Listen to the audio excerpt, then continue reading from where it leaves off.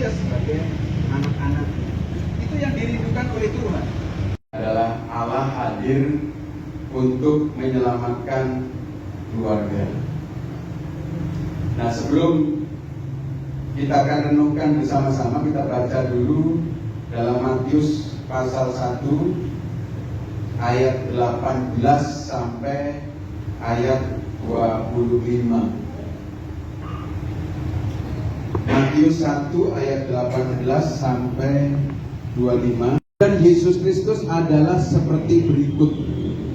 Pada waktu Maria ibunya bertunangan dengan Yusuf, berarti Allah menyertai kita.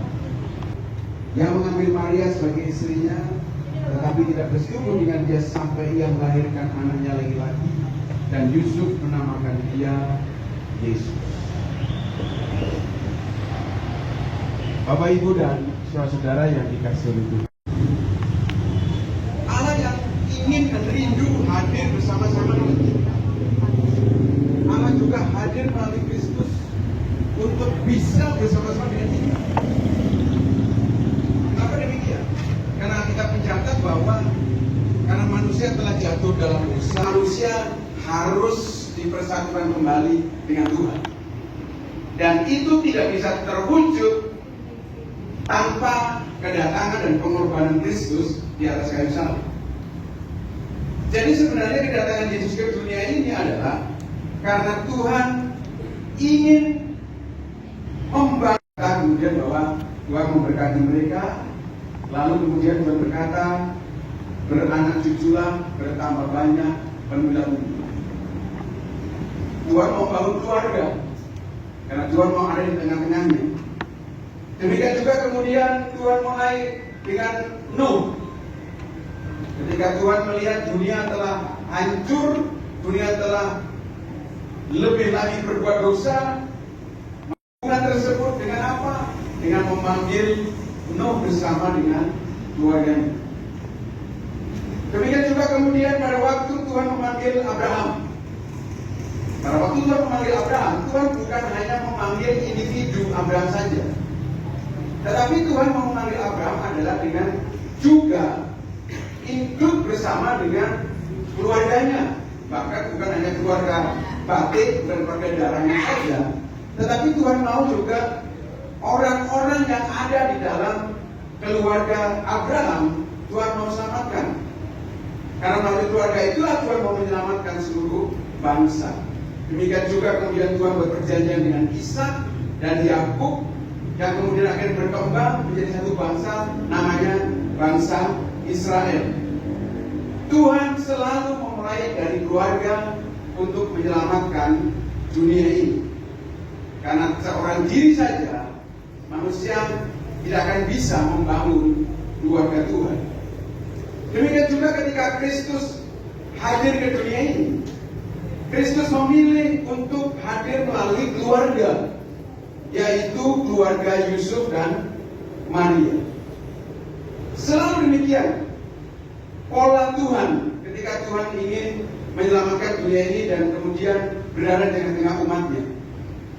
Keluarga adalah tempat pertama rencana keselamatan digenapi. Karena keluarga yang kuat akan membuat gereja yang kuat, dan gereja yang kuat akan melahirkan bangsa yang kuat. Saya baca di sebuah artikel yang dikeluarkan oleh pemerintah mengatakan demikian. Keluarga yang tangguh akan menghasilkan bangsa yang tangguh. Kalau keluarga-keluarga menjadi rapuh, maka bangsa juga akan rapuh. Jadi kalau keluarga dipulihkan, maka akhirnya gereja dipulihkan, karena gereja terdiri dari keluarga-keluarga. Awal tahun yang lalu, ini awal tahun sekarang, awal tahun yang dikatakan di sana bahwa termasuk gereja, bahwa bangsa kita termasuk gereja.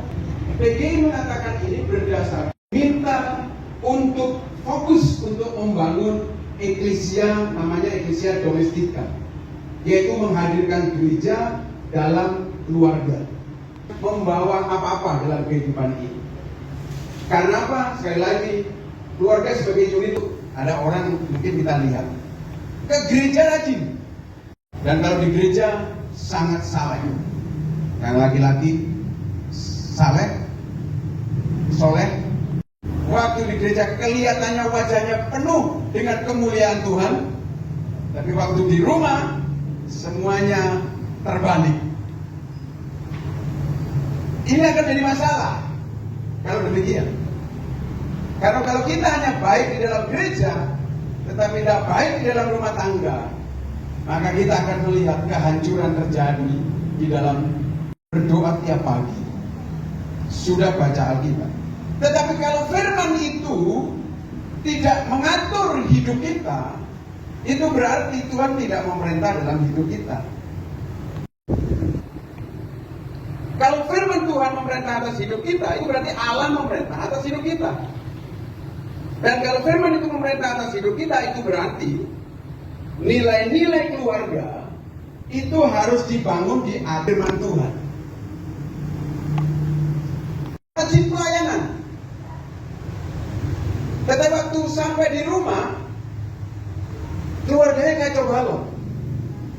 Dan saat kemudian dilihat ternyata apa yang dia terima dari gereja, kebenaran firman Tuhan yang diterima dari gereja, itu tidak diimplementasikan dalam rumah tangga. Yang artinya firman Tuhan hanya ada dalam gereja, tapi di rumah tidak ada nilai-nilai kebenaran firman Tuhan itu. Nilai-nilai yang dipegang adalah nilai-nilai leluhur, nilai-nilai tradisi yang umumnya, atau nilai-nilainya sendiri. Itu kan kenapa pada akhirnya banyak keluarga, meskipun keluarga Kristen sekarang ini ada banyak mengalami masalah dan tidak bisa menyelesaikan masalah. Kenapa? Karena nilai-nilai yang dipegang dalam keluarga bukan nilai-nilai yang berasal dari firman Tuhan, tapi nilai-nilai yang berasal dari luar firman Tuhan. Itu yang pertama. Yang kedua, selain nilai-nilai keluarga harus dibangun di atas Tuhan, yang kedua adalah pengelolaan keluarga juga harus dibuat berdasarkan struktur dalam keluarga harus dibangun berdasarkan firman Tuhan. Lalu Paulus berkata dalam kitab Korintus, Kristus adalah kepala suami, suami adalah kepala istri. Tapi ada nih keluarga yang terbalik strukturnya. Istri kepala suami. Jadi istrinya dominan sekali. Suaminya ikut saja. Sementara kepala istri bukan Kristus. Kepala istri adalah pikirannya sendiri. Saya coba itu beberapa kasus. Ini ada beberapa kasus di mana seorang yang ditanya bukan kabar suami, tapi dapat uang nggak? Dapat gaji nggak? Tapi begitu di luar ketemu wanita, dia kata, aduh mas, gimana kabarnya? Tak lihat kok kamu kok lucu sekali. Kasihan, ada yang bisa saya bantu. Akhirnya suami lupa diri. Di luar akhirnya dengar suara setan, lalu akhirnya jadi selingkuh. Ada tuh kasus selingkuhannya itu nggak lebih cantik dari istrinya. Lu kok bisa gitu? Ternyata memang struktur dalam keluarga itu terbolak-balik. Dalam Alkitab, suami punya peran penting dalam keluarga. Kalau dikatakan tadi Kristus suami, itu berarti suami itu harus benar-benar inline dengan Tuhan. Suami harus sungguh-sungguh pandangannya kepada Tuhan. Jadi dia bisa melihat segala sesuatu dari Tuhan. Bagaimana mengatur hidup keluarga itu berasal dari Tuhan. Nilai-nilai yang dibangun atas keluarga harusnya dari Tuhan, karena Yesus adalah kepala suami. Tapi ketika suami berpegang kepada nilai-nilai yang bukan berasal dari Kristus, itu akan membawa malapetaka bagi keluarga. Karena pada akhirnya ketika suami tidak berpegang kepada nilai-nilai Kristus, maka itulah yang akan dipakai oleh istri di dalam mengelola rumah tangga. Firman Tuhan dikatakan bahwa kepala istri adalah suami. Berarti apa yang dilakukan oleh istri itu adalah berasal dari suami. Kalau suami membawa nilai-nilai dunia dalam keluarganya, maka istri akan mengelola keluarganya juga dengan nilai-nilai dunia, dan itu akan membawa malapetaka bagi keluarganya. Kita akan mengalami masalah dalam keluarga. Oke, jadi yang pertama tadi katakan nilai-nilai keluarga harus dibangun di atas dasar firman Tuhan. Pengelola kita mengandalkan firman itu sendiri dalam membangun rumah tangga. Orang ini mengalami persoalan sakit hati. Penyelesaiannya adalah dari setan. Apa? Dengan cara membunuh. Kalau dia lakukan sekali ini, dia akan lakukan yang lain lagi. Karena sepertinya cara ini adalah cara yang instan. Sedangkan cara Tuhan, kalau kamu punya masalah dengan orang lain, damai sejahtera. Tapi kalau penyelesaian dari setan, kita akan bawa kekacauan. Ketaatan terhadap firman Tuhan akan menjadikan keluarga Yusuf akhirnya menjadi saluran berkat bagi gereja dan kemudian bagi bangsa-bangsa. Karena Yusuf mengambil keputusan yang tepat. Dia tidak mengikuti pikirannya sendiri, tapi dia mengikuti apa yang dikatakan oleh Tuhan. Begitu Tuhan berkata, hai Yusuf, jangan takut, ambillah Maria sebagai istrimu, karena bayi yang dikandung itu adalah dari Roh Kudus. Karena bayi itulah yang akan menyelamatkan umatnya. Dia yang disebut sebagai imam. Ada satu keluarga menghadapi persoalan ekonomi. Dia berjuang bagaimana persoalan ini bisa diselesaikan. Tapi dalam menghadapi persoalan ekonomi ini, dia terus gagal. Karena dalam menghadapinya, dia coba dengan caranya sendiri. Yang mana apa yang dia coba lakukan itu nggak benar. Dan itu membuat pikiran semakin tertekan. Sampai akhirnya dia ini mendapatkan nafkah sehingga bisa kemudian itu mau pakai untuk keluarga. Wah, tapi saya kayaknya sudah lama saya nggak bisa, Pak. Dia coba cari yang apa yang bukan kemampuannya. Makanya dia gagal terus. Akhirnya Tuhan itu memberikan talenta kepada setiap orang. Yang mana talenta itu harus dikembangkan supaya melalui talenta itu dia bisa melakukan hal yang benar, yang bisa berguna bagi orang lain, tapi juga membawa berkat bagi dirinya. Jadi kalau kamu bisa animasi, kembangkan lagi dan pakai itu untuk kamu bisa melakukan sesuatu yang bisa berguna bagi orang lain. Akhirnya dia mulai pelajari lagi dan akhirnya dia mampu dan kemudian dia melamar kerja sebagai animator. Akhirnya dari yang tidak ada penghasilan, sekarang penghasilan sudah sampai 15 juta setiap bulan. Itu yang pertama. Yang kedua adalah pikiran. Dia mencoba melihat masalah itu dengan melihat kelemahannya dia. Dia selalu takut. Ketakutan ini selalu dipicu oleh latar belakang hidupnya, karena dulu dia masih kecil, ibunya mati, kemudian bapaknya nggak memperhatikan dia, sehingga dia seperti menjadi orang yang tidak ada teman di dunia ini. Sehingga begitu ada masalah, dia selalu ketakutan. Kemudian saya bilang, kamu pakai nilai-nilai dunia yang kamu warisi dari keluarga, sehingga kamu pengalaman itu membuat kamu ini jadi Tuhan atas keluargamu. Ya kamu selalu ketakutan. Sekarang kamu percaya saja sama Tuhan, dan kemudian kamu ikuti saja apa yang Tuhan mau kita lakukan. Dan setelah itu dia mulai mengakui bahwa saya ternyata nggak percaya Tuhan. Kita sekalian, selamat Natal dan selamat memasuki tahun baru ini dengan membiarkan Tuhan menjadi Raja atas hidup. Yesus datang bukan hanya menjadi penebus dosa, tapi dia datang untuk menjadi Raja, untuk memerintah hidup kita, memerintah keluarga kita. Amin. Mari kita berdoa. Tuhan, terima kasih Firman-Mu yang kami baca hari ini telah membukakan kami bahwa Engkau datang ke dunia ini bukan hanya untuk menebus dosa kami, tapi Engkau juga mau menjadi raja atas hidup kami, khususnya menjadi raja dalam keluarga. Karena itu ya Tuhan, kami berdoa kiranya keluarga-keluarga yang ada di muka bumi ini terbuka bagi Tuhan, sehingga keluarga-keluarga tersebut sungguh-sungguh dapat dibangun dengan nilai-nilai kerajaan,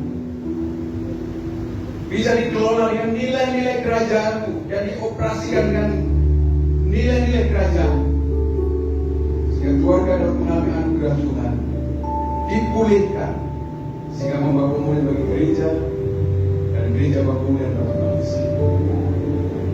Terima kasih untuk Natal kali ini Tuhan, yang telah membawa kami pada kesadaran betapa pentingnya keluarga untuk dibangun di atas dasar kebenaran Tuhan.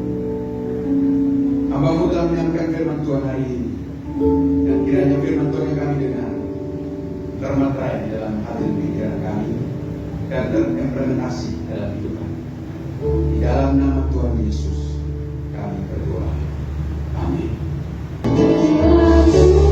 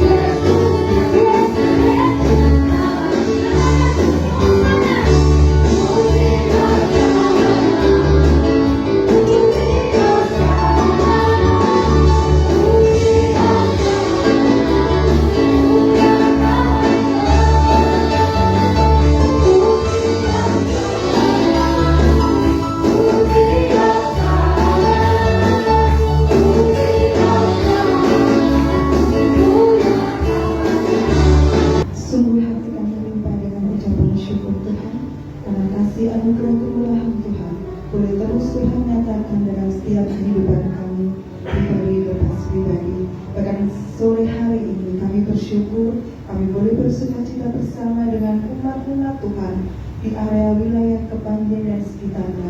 Untuk kami boleh merayakan kelahiran Tuhan Yesus. Kami bersukacita karena Yesus hadir di dalam kehidupan kami.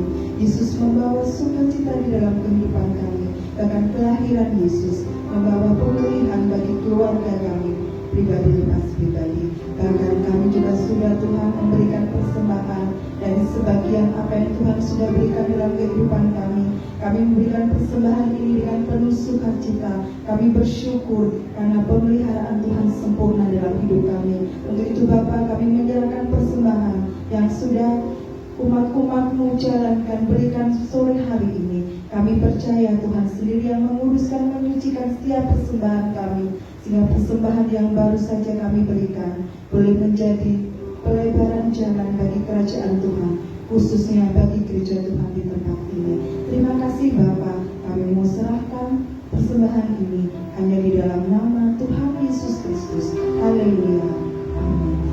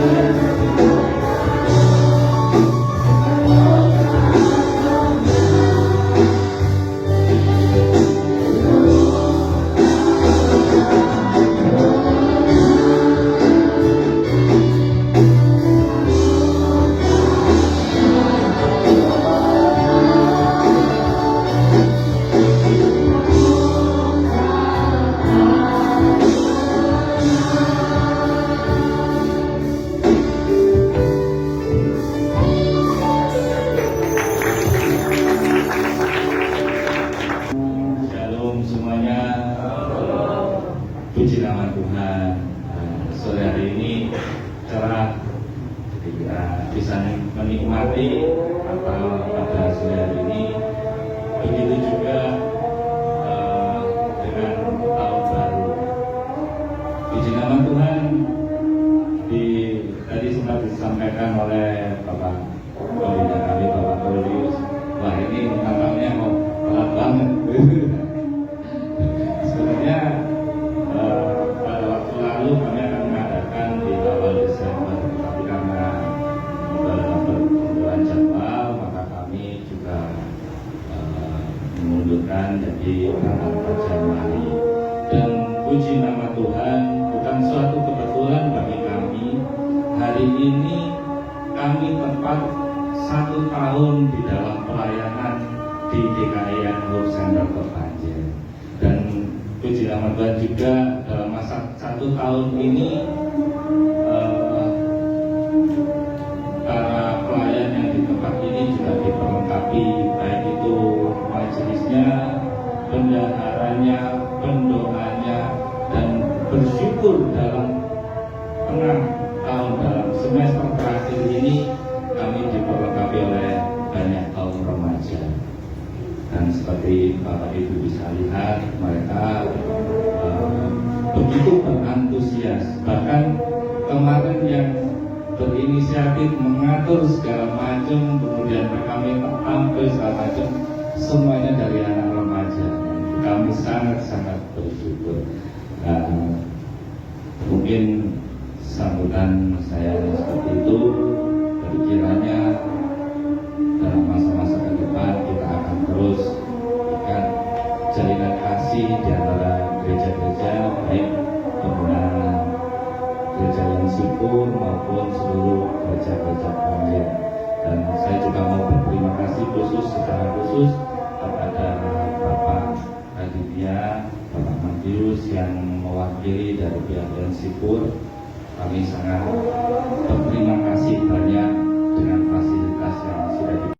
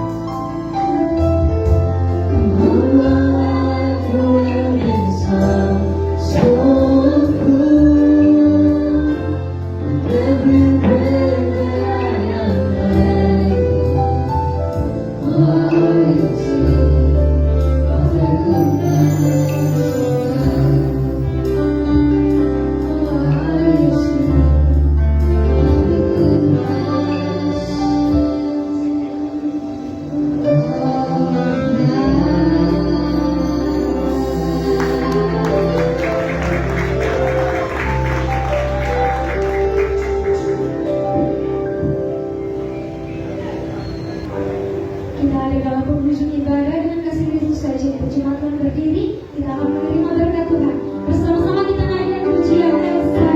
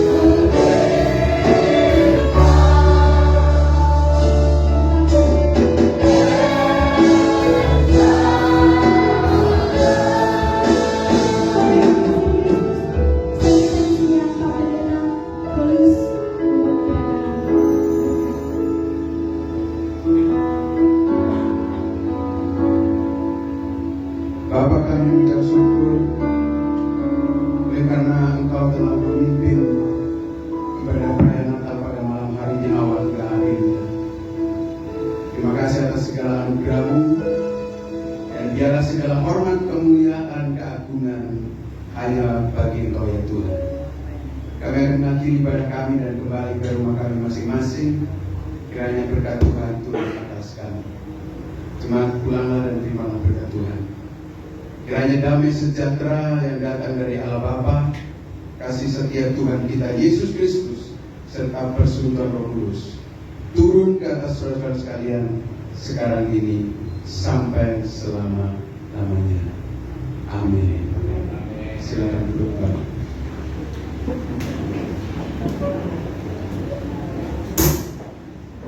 Ibadah kita selesai dan 1, 2, 3 Shalom untuk kita semua. Thank you.